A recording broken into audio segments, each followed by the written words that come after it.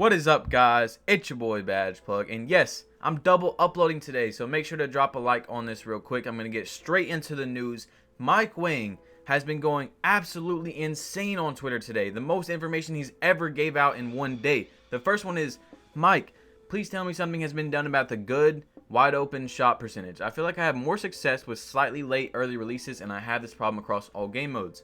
Mike Wang says, shooting algorithm has been changed quite a bit for 19. Shot contest detection is more sensible now.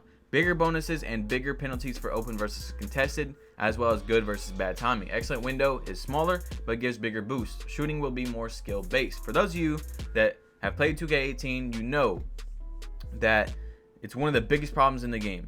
Contested shots go in more than open.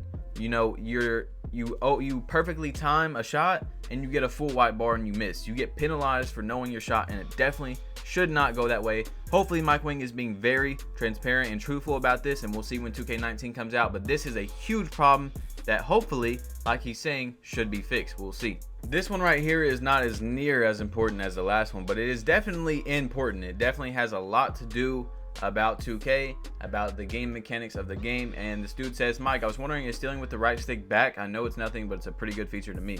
Mike Wang says yes. So stealing with the right stick will be back, just like 17, where you can tap it, I guess, where you can tap left and you'll reach with your left hand. If you tap to the right, you'll reach with your right hand. That's really cool. Hopefully it's like that, because defense is quote unquote improved and worked on a lot this year, and it doesn't make sense how you can't pick which arm you can reach from. I don't know why they went away from that, but I'm glad that it's going to be back in 2K19. Hopefully there is a spamming reduction, like there's some type of penalty for sitting there smacking the button over and over and over and then getting a steal for it, because it feels like this year people are so bailed out from just spamming X and getting the ball, or spamming square if you're on PS4, and it's just really sad. Hopefully that's fixed. We'll see in 2K19. It feels like Mike Wang wants to go really into detail about a lot of things that he's already said. This one right here, will contested shots go in at an alarming rate like in 2K18? Can you still green the release when you're smothered? Mike Wang says no, you can't green heavily contested or smothered shots. It's not a guaranteed miss, but they will not fall nearly as much. This is amazing. I'm glad that Mike Wang went into more detail. You can't green any heavily contested or smothered. Now, I would like to see if he'll answer the question on if you can green heavily contested or smothered with takeover mode, but it seems like it's a general thing that he said where literally no matter what, you cannot green. But they can still go in, so that could be a big problem in 2K19, but it's also realistic because in real life, people still hit heavily contested and smothered, but you shouldn't hit it at the rate that you hit it this year, which is a good thing that 2K is cracking down on that, because it was a very big complaint for this year. The next one we have right here is very interesting. This dude says, are you able to force a ball handler to pick up their dribble? It was not in 2K18 from what I've seen. Mike Wang says yes. The frequency is based on the dribbler's ball control versus defender's on-ball defense rating, as well as positioning. It'll happen more if you cut the dribbler off and jam up where he's trying to go. Locks can do it easier than other builds, especially in takeover mode. This is amazing. Like, from the news that we have right now and the news that we're going to cover, I've already seen it obviously for the rest of the video, is literally so good. For those of you that don't know, Mike Wang is the main gameplay director for 2K. He decides basically what goes in the game and what doesn't. So this is all 100% credible news. You can go look at his Twitter.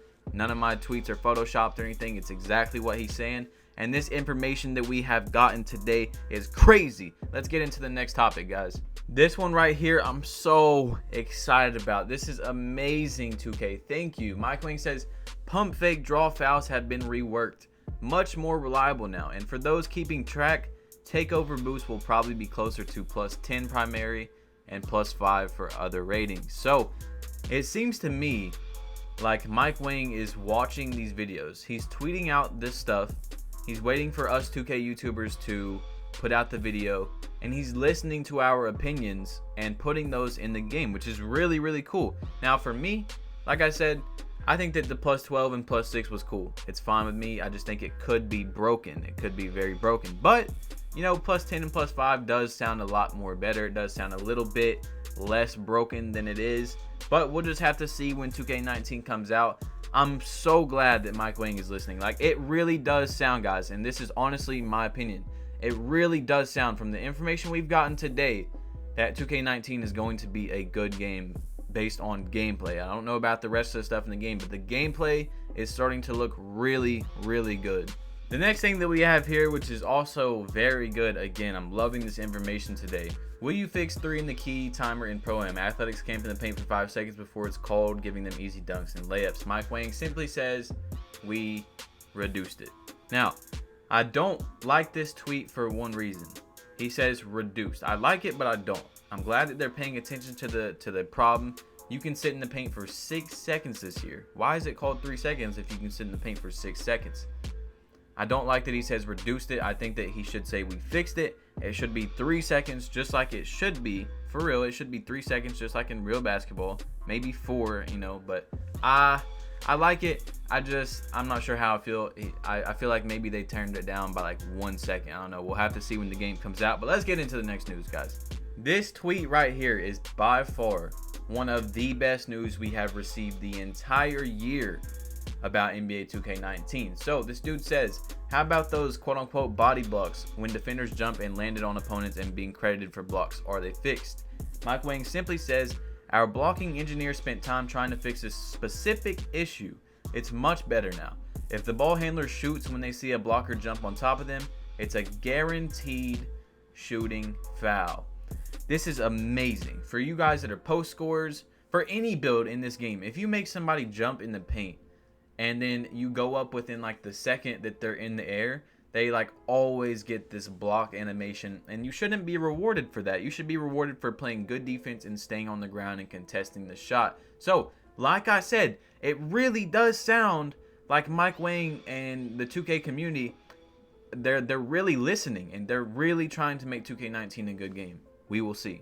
I know you are just as amazed as I am. I woke up today and there's still more news to talk about. This dude says, how about the actual foul system? What about the late calling fouls? It was terrible in 2K18. Can you actually speak on that, please? Mike Wang says, we don't call fouls after the shot has left the hands anymore.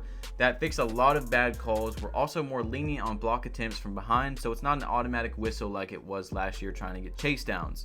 Now, I know in this video I have been going absolutely insane just saying 2K19, like, it sounds so good and it looks so good, but I know we haven't seen it yet. But from what we are getting on this information today, it is looking so much better. Literally just from the previous day, from this information that we know. This was a huge problem in 2K19. Another thing where you were penalized for being a good defender. You would chase down somebody and time it perfectly, and you would still get a shooting foul for absolutely no reason. Even though you directly hit the ball, you would still get a shooting foul. So this is amazing news for anybody that is a competitive player in this game.